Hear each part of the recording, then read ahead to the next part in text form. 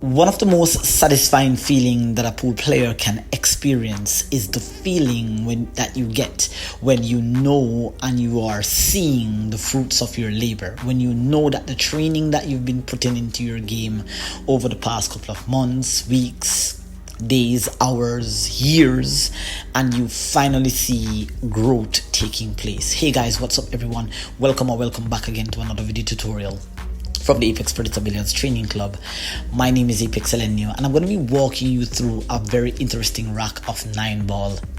That is officially the first video on my transformation series here. So I'm going to be starting off with the break, and I'm going to give you a full breakdown of my thought process and how I got to this level. I'm going to give you some reference point to how a lot of the tutorials, especially for Dr. Dave, has been showing up in a lot of the racks that I've been experiencing of late. Now that there is I would say a fairly good break shot, hitting the one ball full, getting good spread on the object balls, getting a ball down. I think 1 2 3 4 5 6 no ball has been deposited into the pocket, but I'm getting good spread. I have good control of the cue ball, and of course it has not turned out to be the easiest rack here. It's not a runnable rack because there's quite a bit of problems and things to really identify in this rack here. Now here I have a look on the one, and I'm obviously playing against the Ghost, and my Ghost is the better version of me. Of course, when I'm playing with the Ghost, everything has to be perfect. Now my first opening shot here, you can see where I'm giving you a freeze frame of where I need the cue ball to travel. Now I need the cue ball to travel in that line, and I don't want to try to get too close to my work. I literally just want the cue ball to come off 1 2 cushions and come into the line of the shot. There you can see I'm visualizing the cue ball spot.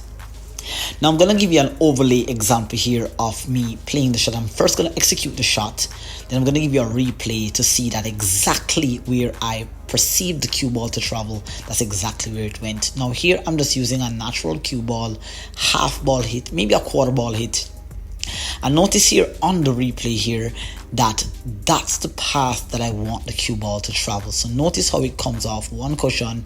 That's a quarter ball hit with a medium soft speed, and notice how it comes exactly into that line that I needed. And if you notice how I stayed close, I didn't try to get too close to my work.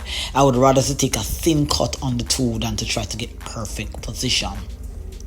Now this particular shot here, when I'm doing my videos or I'm running racks, I try not to focus too much on winning the rack, but to try to figure out the pattern, the position to play. Now this particular shot here, notice how I cut it thin and I go 1 rail, 2 rails, and I'm coming in behind the shot. And this was of course a video done by Dr. Dave. Let's hear what Dr. Dave had to say about this shot. Not a good approach. I came up well short on that, but it is also easy to go too long. An option here is to just roll the cue ball in the natural angle direction to come more into the line of the shot from behind, like this.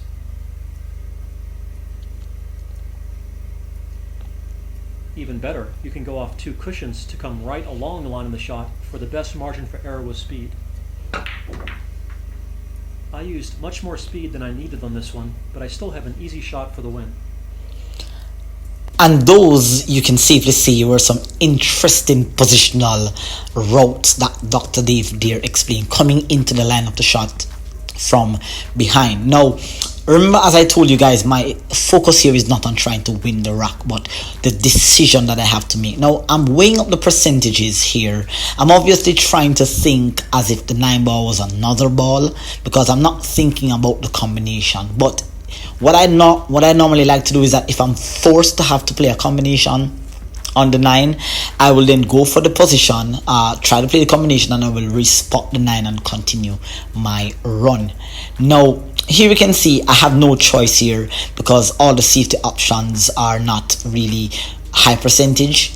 So I'm gonna try to play the combination. I'm gonna try to pop the 9 using the 3, and I'm gonna try to play 2 cushions and play back position for the 3, whilst I know I'm gonna respot the 9. Now notice the path that my cue ball took, and this could have been one of the reasons why I may have missed the 9, because I'm very focused on getting back position on the 3. Now there you can see I try to cut the 9 in, come 2 rails and slide right out here. Just have a look at the replay. Try to overcut the 3 into the 9, coming 2 rails, almost scratch, but I had a lot of side spin. I had quite a bit of side spin on that, so I knew that I could catch above the side pocket. And notice how I came back for the 3 to play position onto the 4 that is near to the center pocket. So that there you can see was very intentional, and I was okay with missing the combination because of course I got one of the primary objective from that shot, which is to get position onto the 3. Now I did kind of rush this shot a little bit here, and you can see that this is something that I've been working on. You would have seen my recent video that I posted on Shane Van Boning's thin cut shot. So I definitely rushed that shot a little bit there, and that's what would have caused that miss on that 3, but it's okay. I'm going to take the information here, I'm going to note it well, I'm going to focus more a little bit here. Now I got a bit lucky here by not giving my opponent the ghost here a shot, but my gonna just try to play a thin 3 rail safety. Now the aim there was to actually get in behind the 7 and the 8, but I came a little bit short, but I still left my opponent here in containment here. Now again, what you see me execute here on screen is absolutely deliberate. Every attempted safety that I play, every containment that I play, that particular shot there, as you can see, really nice containing, leaving my opponent tough. Now this is somewhat of a sellout, because I've left a pot here on the 3. If my opponent is an aggressive player, they may go for the cut and go 2-3 rails, come back in line for the 4, but the 5-6 right there is what's really saving me from going on the offense here. So I'm definitely thinking here that I need to try to develop that 5-6 combo there, that cluster there. So I'm going to play a really nice safety here, and look at that. That is beautiful, absolutely beautiful.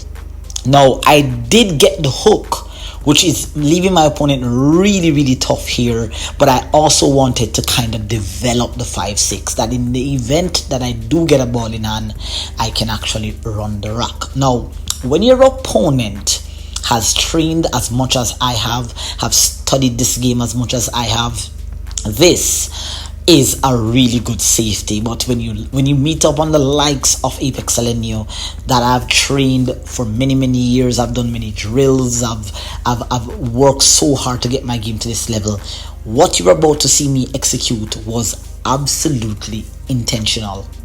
Now notice here that I'm looking at a 2 rail kick, which is obviously because the cue ball is wedged up really close to the 9, so the 1 rail kick option is out. Now notice how I counted my diamonds, and I visualize that I can get the cue ball to come towards the side pocket, the middle of the side pocket, and the first diamond. Have a look at this shot. And I know of course guys, it's taking a little bit long for me to make my decision. Oh, that was beautiful. That was absolutely, that deserves a replay here. Beautifully coming off 2 cushions, full hit, going exactly towards where I had anticipated the kick to go. So that was beautiful. This literally turned the tables on my opponent. Now my opponent is going to be wondering where I get this knowledge from. Well, I can safely tell you that you have to subscribe to the Apex Predator Billiards channel, and you're going to see so much more than you have ever imagined you could learn from one instructor here. So this is a full course that I'm giving you, the full application course. Now it's still a bit tricky here on the 4 because the 5-6 is not developed. So this is a safety that I learned from Tor Lowry in his advanced safety. I'm going to leave a link pinned in the description box below. This sort of safety that you're seeing here is one where you just kind of control more of the object ball than you control the cue ball. So you just want to kind of leave the object ball on the short rail and try to therefore leave your opponent a little bit tough here. Now again, you have to be very creative when you're playing these kind of safeties, because for example here I can see the edge of the 4, but I need to protect the 4 and at the same time try to protect the cue ball.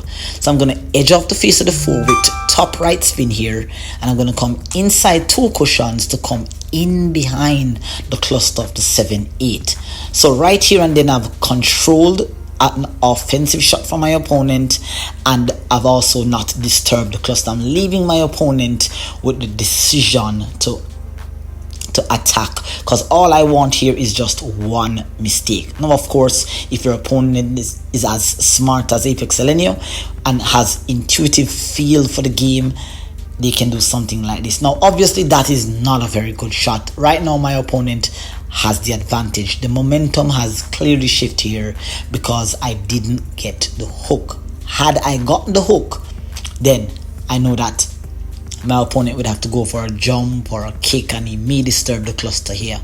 Now I do have an acute cut angle into the side pocket, but it's moving the cue ball away from the cluster. So this is again telling me that I cannot go on the offense. I have to try to think creatively. Now here what I'm trying to do is that I'm trying to hit the 4 into the 5 to come off 1 cushions to come behind the 9 while bringing the cue ball down, all the way down to either the side rail or the short rail here. And it was fairly executed until that 4 ball decided to hit the 5 ball way too thick. And now my creative attempt to really play an attacking defensive shot has basically come to an end, because of course all your opponent need is just a slight opening here. Now I do have a really tricky pot here on the 4, because I still have to hold position for the 5 and I still need an angle to get back out for the 6. So that was beautifully executed. You're leaving myself a little bit with a little bit of an angle. Here's a replay. A really nice stun stroke there, soft stroke on that, leaving a slight angle to push through for the 6. Now you will see here where I go around to have a look at the 7-8. Already I know it's easy to get on the 6. All I need here is just to use the angle and just play top spin and allow the angle to float out to leave me an angle on the 6 to slide back over onto the 7. Now notice the angle that I got here on the 6, and that was very deliberate, because if you end up too straight you might have to do something funny with the cue ball. But here I have a natural stun angle. Now notice here where I'm checking before I execute my next shot. I'm checking to see the zone, the shape zone that I would like my cue ball to be. Now naturally if I stun this, it's going to float over, but I need to bump off the side rail to somewhat give me an angle on the 7 to nudge out the 8, because they're very close together. Now have a look at that stroke. That is something that I've worked on for months, almost a couple of years. I've been working on trying to keep my back arm smooth, my grip loose, and just kind of learn how to pocket an object ball with authority while still maintaining control of the cue ball here. Now I did land a little funny because I may be able, you can see that I'm pointing very close. I'm really thinking now that if I go for this 7, if I don't make it, game is over. So I need to weigh up the options of going for the cut, because I could push that 8 onto that 9, which literally could mess the whole game up here. So I have to weigh the percentages here. Now I don't play one pocket, but what I'm very good at is actually determining the putting angle for a cross bank. Now this is a beautiful one pocket shot, and I don't play one pocket, guys. I'm just very good at calculating back cut angles here. Now notice how I played the shot here. I cross bank the 7, and of course notice where the cue ball landed, all the way down there, because the objective here was that if I miss the bank on the pro side, which is here on the long rail, then it would go back onto the short rail, and notice where the cue ball landed, all the way down there, leaving my opponent still with a tough pot. But if I make the shot, then obviously I'm going to have to deal with a long tough pot here on the 8. Now, I have a video coming out on how to make these 37.5 degree cut shots. This is almost like a half ball hit, maybe just a hair thinner than a half ball hit. But this cue ball here is going to travel. It's going to slide past the 9. It's going to hit just above the side pocket, and it's going to come right back in the zone from which I'm aiming the cue ball here. This is something that Ralph Eckert has showed me on his channel. I will leave a link to everything that I mentioned in this video here that you can watch, and notice how that cue ball floats through the position of where it intentionally from where it was being aimed from. Notice how it touches the short rail, the long rail, and comes back in line from where the cue ball was at. Now it's now approaching the angle into the 9 ball from behind. And Dr. Dave here is going to demonstrate to you how powerful understanding that is here. And cushion for a top corner. If the cue ball were in a slightly different position, you could come off 4 cushions like this, using the last 2 rails as brakes to help slow the cue ball. You could also just come off 3 cushions more into the line of the 8 from behind like this. I overhit that a bit, but again, because I was coming into the line, I had plenty of room for error. That there is some powerful knowledge. Dr. Dave, in my next tutorial video, as you're going to see, guys, is that a lot of the principles that Dr. Dave has been teaching on his channel has really been popping up in the racks as I really begin to push through to the pro level there. Now, I did get a bit careless on that shot, and I did scratch, but I didn't mind it because my aim and focus here was to literally apply what is it that needed to be applied if I'm aiming to become a pro. So that was a really good rack. I do hope that you guys learned something from that rack. It wasn't a run out, but lots of tactical gameplay knowledge and application was needed. And of course, guys, thank you so much for watching. Do not forget to hit the subscribe button below, and I'll see you in the next tutorial. Until then, take care, keep on practicing with precision, accuracy, consistency, and control. Take care, guys. Bye bye.